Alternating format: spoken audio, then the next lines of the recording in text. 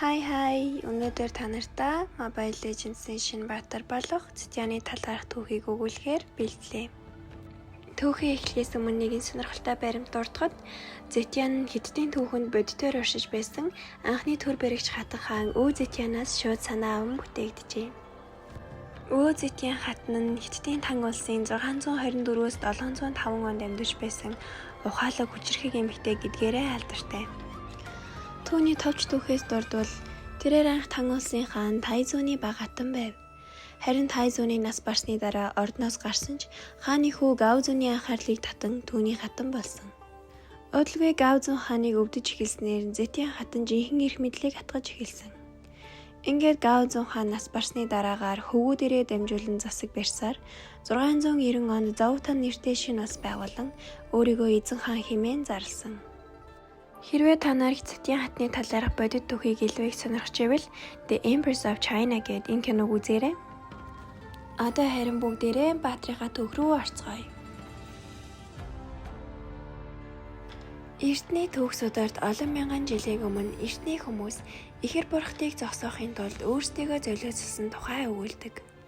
Ингээд Кадя голын анхны дорны тулаанчид тэдний замыг үргэлжлүүлэн газар нутгаа хамгаалах хүчийг дамжуулсаар иржээ.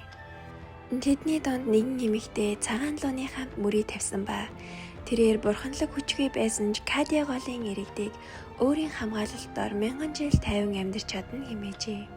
Энэ эмэгтэй ихэр бурхтын Ямба яныг удирдах эрдний урлагаас суралцаж өөрийн гарчин хүчийг ашиглан Шэнду хэмээх игэл хотыг байгуулжээ.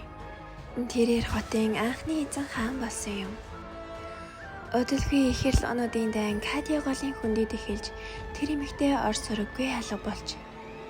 Гэвч тэр галчин сүнсээ үлдээсэн бөгөөд энэ сүнс одоо ч Шэндугийн ариун нийслэлийг хамгаалсаар байна. Олон мянган жил өнгөрсөн ч хотыг ээжлэн захирсан язгууртан гэр бүл сайд ноёдын аль нь ч түүний үлдээсэн хүчийг өвлөж авч чадаагүй юм. Домогт өгөөснээр хэн галчин сүнсийг олж авна тэрээр эзэнт гүрний өвийг өвлөн гэж ярьцгаадаг байв. Зэтян энэ домгийг бачир наснаасаа зүрхэндээс илэн хадгалжээ. 20 гаруй жилийн өмнө Зэтян хаанаас ирснийг санахгүй дурсамжгүй өнчин охин байжээ. Түүний анхны тод дурсамж бол тусгалын нуурын дэргэд бүү овогт нэгэн эртээ учирсан хүч байсан ба тэрээр Зэтяныг өөрийн ивэлд авжээ. Өвөн даруухан 8 хүн байсан бөгөөд Кадя голын хүндийг тэнүүжилж явахдаа Зэтяныг олж түүнд унших бичгийг зааж мөн тэнгэрийн доор буй бүх амьд зүйлд инэрэнгүй хандах ёсыг сургажээ. Зэтян төрөлхийн сэргэлэн ухаантай байсан тул ард иргэдийн зовлон ганцаарч Шэнду хамгаалтай галчин сүнсний хүч барагдаж байгааг ойлгожээ. Зэтян өөрийн төрийн ухаанаар онцгой амжилт гарган гаднаа нөхөрсөг боловч доторх хүйтэн зан чанараараа төрийн төвд улам морьцоор байлаа. Ингээд тэр томоохон армигч удирдах болж аимшигтай нөлөө бүхий холбоотнуудын чагсаалтыг бүрдүүлжээ. Ард иргэд өнгөрсөн цагийн талаар ярихаа болж үүрээр мандсан нар мэт гэлцэх Зэтяныг л харах болж. Зэтян зөвхөн алдар нэр олсон төдийгүй гайхамшигтай олон амжилтын түүхийг бүтээв. Гэвч тэр өөрийн замнал нь хөв тавилан төдийгүй тэнгэрийн зарлаг байсан мэдсэнгүй. Нэгэн удаа Зэтян тусгалын нуурын хажуугаар явж байлаа. Энэ бол түүний дурсамжуудын эхлэл болсон газар. Нуур тунгалаг байсан бөгөөд доош харах тэр мөчөд усанд өөрийн амьдралын толь дүрсийг олж харжээ. Түүний амьдрал бүхэлдээ цуу яриа шүүгжил дунд өнгөрчээ. Зарим хүн түүнийг харгас хүчирхийлэлтэй, зарим нь ёс суртахуунтай шудраг, харин зарим нь ард иргэдийн төлөө зүрхтэй нэгэн гэж ярьдаг байв. Түүний нэр Магтаал зэмлэлийн аль аль нэгийг дагуулдаг байлаа. Тэрээр цааш явахдаа өөрийн сэтгэл рүү өнгийн харжээ. Хүүхэд наснаасаа хойш түүний зориг хизээж ганхаагүй. Гэвч тэр өөрөө ч ойлгоогүй зүйл байсан нь яагаад жаахан охин ийм агуу мөрөөдөлтэй болж эзэнт гүрэн байгууллагатай тэнцэх амбицтэйж эхэлсэн юм бол. Тэрээр ийм гүн бодолд автаж байхад гэнэт сэл хүлээж нуурын гадаргуйг хөдөлгөв. Гэтэл нуурын тусгаал Зэтяныг ус руу татан авлаа. Энэ ердөөний тусгаал биш байжээ. Манарсан байдал байхдаа тэр нэгэн эмэгтэй хоолойг сонсов. Тэр эмэгтэй хэлэхдээ ихэр бурхад дахин дайн дэгдэх болно. Зөвхөн өөрийгөө умарцсан шийдэмгийн нэг нь л энэ ертөнцид аврал авчирч чадна. Хэдий ийг л хүмүүс бурханлаг дээд түвшинд хүрч чадахгүй ч тэд өөр төрлийн хүчийг агуулдаг. Энэхүү хүч нь бурхадтай ч өрсөлдөхүйц. Гэвч энэ хүч нь тодорхой бус бөгөөд үүнийг ариун нийслэл хамгаалж байх учиртай.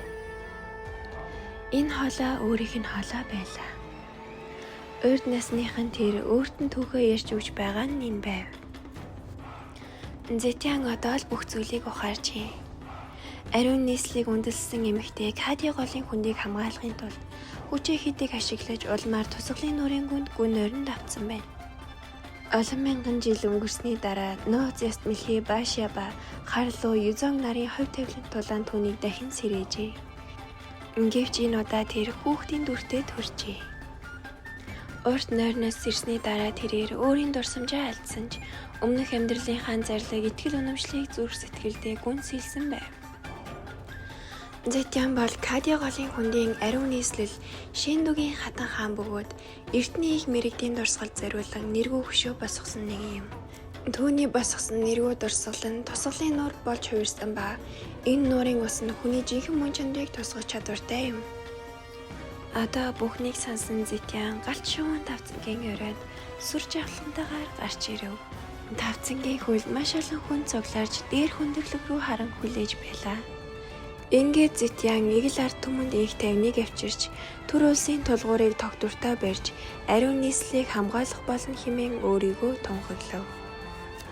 Энэ ертөнцийг хамгаалахын тулд урьдын сарнин алга болсон тэр их хүч ард иргэдийнхэн чин сэтгэлийн хүчинд одоо дахин сэргэжээ. Түүний духан дээр алаг тоорын цэцэг дэлгэрч хуруунаас нь сүр жавхланд галч явуу тэнгэр өдөө нислээ.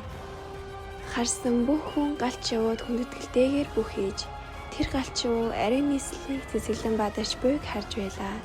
Хэдий түүний туулсан зам богино мэд санагдавч Зэтян тоо томшгүй олон улирал туулжээ.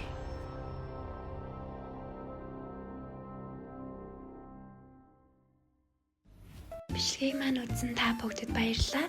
Миний чаналыг subscribe хийгээрэй. Тэгээд өөр сонсохыг хүсэж байгаа баатруудын түүх, хэсгийн түүх байвал доор комент хэсэгт бичиж үлдээгээрэй. Bye bye.